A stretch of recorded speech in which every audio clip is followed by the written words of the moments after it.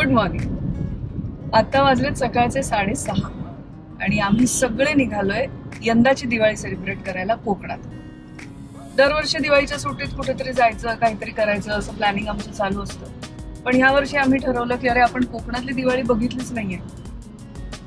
So आम्ही सगळे चाललोय पडेलला. बरोबर चाललोय कोकणामध्ये. तिचं कोकण बघायला, तिच्या नजरेतनं कोकण बघायला. लहानपणापासून कोकणात गेलोय किंवा नाटकाच्या दौरा करता मी कोकणात गेलोय, पण असं कधी कोकण असं पूर्ण माझं झाला नाहीये. आणि दिवाळीत तर नाहीच नाही. त्यामुळे मी पहिल्यांदा कोकण एन्जॉय करणारे श्वेता बरोबर, श्वेताच्या नजरेतनं. ह्या प्रवासातला पहिला टोल नाका आम्ही क्रॉस केलाय खेड शिवापूरचा. हे आमचं नवीन पाखरू आहे. हिचं नाव शुमी. हे लाडाचं आहे आमचं. नवीन आहे ना.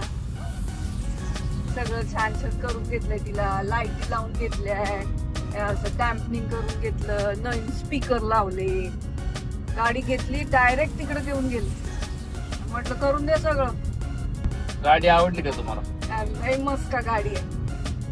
बरं जुलाली आहे ना माझी दुसरी गाडी, तिला घेऊन गेले होते मी कोकणात. ही नव्हती गेली कारण इथं नवीनच आहे, आत्ताच आली. आता कुठे फिरायला लागली. म्हटलं चल बाई तुझी पहिली दिवाळी आपण कोकणात करूया.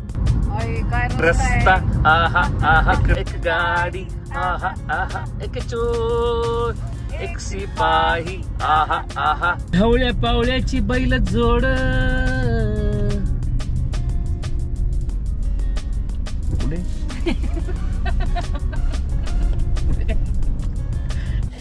कराडच्या पुढे राईट घेतला आम्ही आणि आम्ही इथे हायवेला एका माऊली वडापाव सेंटरच्या इथे थांबलोय. मुलांना भूक लागलीये, सो ते वडापाव खातील, आम्ही चहा पिणार. चला लवकर. अहो स्वतः खूप वर्षांनी कोकणात येत असल्यामुळे त्याला हा रस्ताच माहित नाहीये आणि त्याला असं झालं की या पवनचक्क्याच्या डोंगराच्या पलीकडे दिसत आहेत.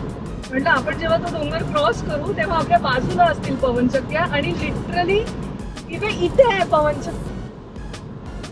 परवा मॅप बघताना आमच्या हे लक्षात आलं होतं की ह्या रस्त्यावरतीच पावनखिंड आहे. सो आम्ही आता सगळ्यात आधी जातोय पावनखिंड बघायला. पावनखिंड बघून झाली की मग आम्ही जाणार राजापूर. इथून आम्ही आत आलो. एक छोटस गेट आहे आत तिकडे. तिथून एक साधारण 100 मीटर वरती हा पार्किंग एरिया पण आहे इथे. आणि आता हे आम्ही इथून पुढे जाणार. पुढे गेल्यानंतर आम्हाला ध्वजस्तंभ दिसला. त्यावर बाजीप्रभू देशपांडेंचं नाव वाचून आमच्या मावळ्यांनी आम्हाला पावनखिंडीची गोष्ट सांगायला सुरुवात केली.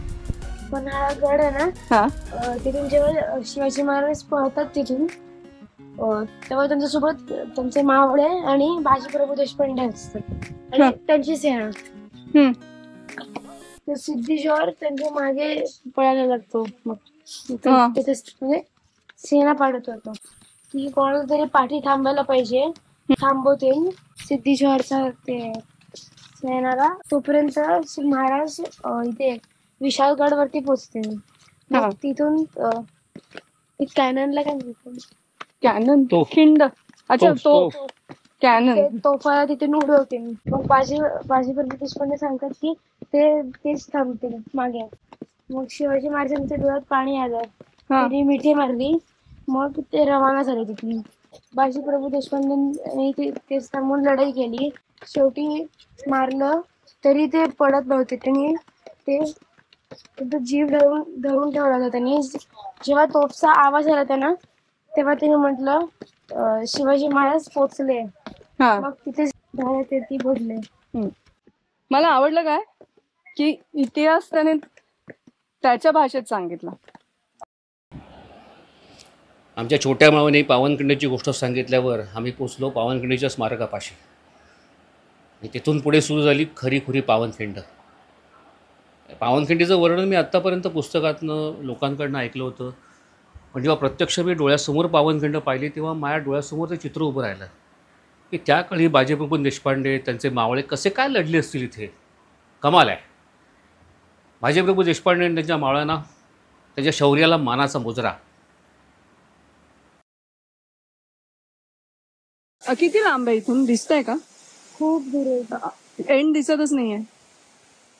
पावनखिंड आमची बघून झाली आणि मग तिथून निघाल्यावर पुढे आम्हाला लागला अणुस्कुरा घाट. अणुस्कुरा किती छान नाव आहे ना. हे नाव कुणी दिलं, ते नाव का आहे हे मला माहीत नाही, पण तुम्हाला माहीत असेल तर मला कमेंटमध्ये नक्की सांगा. आणि ना इथून ज्या रस्त्याने आम्ही आलो ना तो रस्ताही दिसतोय, पण ते इतक्या छोट्या छोट्या छोट्या गाड्या दिसत आहेत.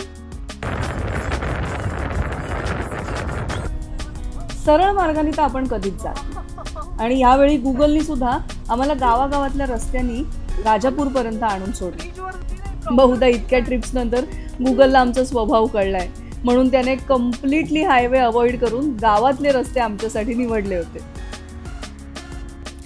आम्ही आत्ता आलोय राजापूर जवळ, आणि ह्या खालच्या इथून एक रस्ता आहे गावागावात येतो, त्या रस्त्याने आम्ही आलो इथपर्यंत. आणि हा आहे मुंबई गोवा हायवे, जिथून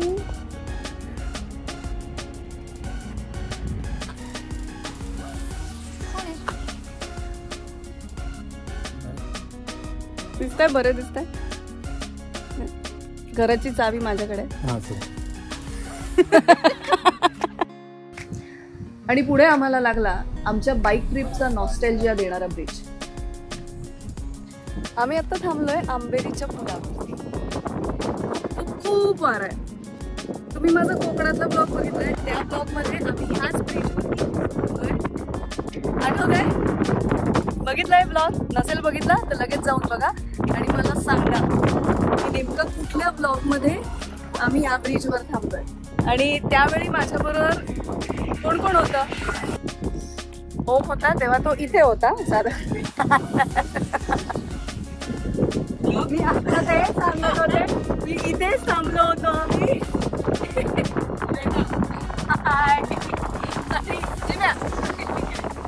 हॅलो. हा, अरे पहिल्यांदा पडेल येतोय. आणि राहुल किती वर्षांनी येतोय? 17-18 वर्षांनी, 17 वर्षांनी राहुल येतोय.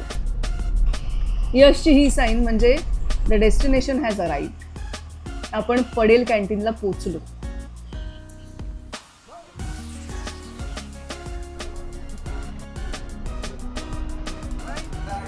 फायनली आम्ही पोहोचलोय पडेल कॅन्टीनला, आणि प्रथेप्रमाणे पडेल कॅन्टीनचा वडापाव आम्ही खाणार आहोत. आल्या आल्या. दिस इज पडेल कॅन्टीन. Finally yes. जेव्हा आम्ही बाईकवरून आलो होतो तेव्हाही आम्ही इथेच उसाचा रस प्यायला थांबलो होतो. Yes Rahul, yes. माझा कप आहे, तिचा ग्लास तो तिकडे, तो माझा ग्लास आहे. मग तो घे ना, त्याच्यात काय वेगळं आहे का?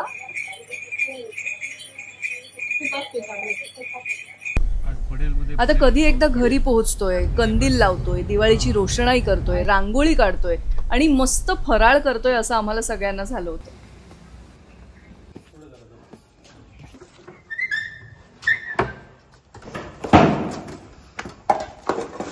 या, वेलकम वेलकम टू दीक्षित निवास.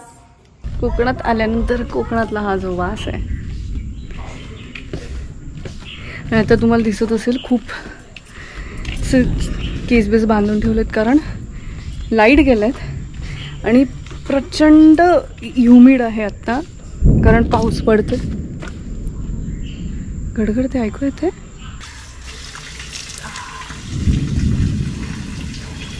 पावसाला कुठेतरी सुरुवात झाली आहे, कारण ती बारीक मातीचा सुवास येतोय आणि खूप खूप दाटून आलंय. आणि ही आमची सगळी मंडळी इथे पावसाची वाट बघत. ही हे बो विजा विजा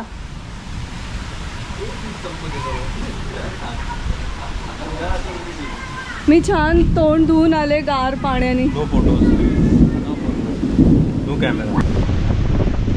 अरे वारा वारा काय झालं? भीती वाटते ना वारा.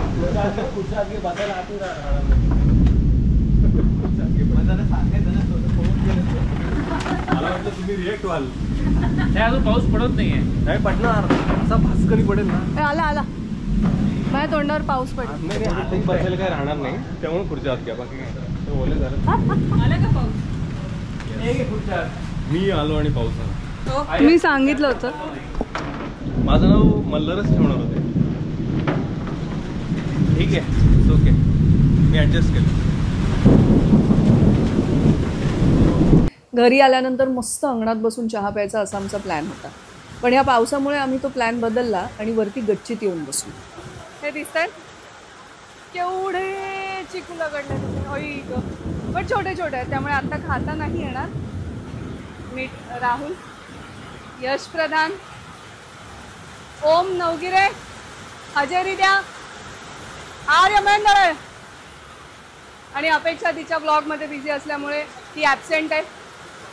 हजेरी. कोकणातला पाऊस. दिवसभराच्या प्रवासाने थकलेलो आम्ही ह्या कोकणातल्या मुसळधार पावसामुळे खरंच खूप सुखावलो. पडेल कॅन्टीनच्या त्या वडापावशिवाय आम्ही दिवसभरात दुसरं काही खाल्लंच नव्हतं. सगळ्यांना खूप भूक लागली होती पण पाऊस काही थांबायचं नाव घेत नव्हता. शेवटी अंधार पडल्यावर आम्ही बाहेर जायचं ठरवलं आणि कोकणाने आम्हाला दिवाळीचं सरप्राईज गिफ्ट दिलं.